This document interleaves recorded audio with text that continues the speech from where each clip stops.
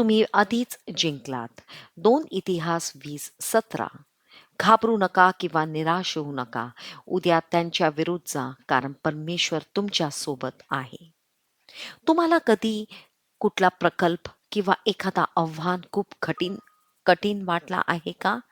असे राजा यहोशापाटला वाटले जेव्हा 3 शत्रू राष्ट्रे त्याच्या विरुद्ध आणि देवाच्या लोकांविरुद्ध लढायला आली. पण यहोशापाट घाबरला नाही. त्यानं सर्वांना एकत्र बोलवले, प्रार्थना केली आणि देवाची मदत मागितली. मग देवाने त्याला सांगितले, घाबरू नको, ही लढाई तुमची नाही तर देवाची आहे.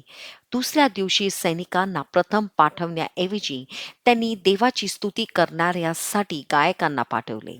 ते गात असताना देवाने त्यांच्या शत्रूंना एकमेकांशी लढायला लावले, जोपर्यंत कोणीही उरली नाही.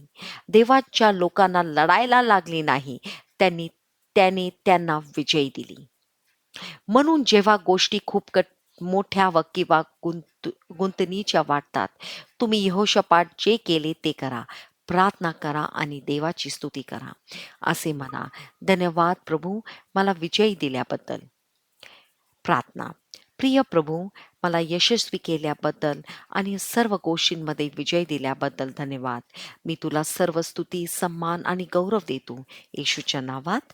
आमेन.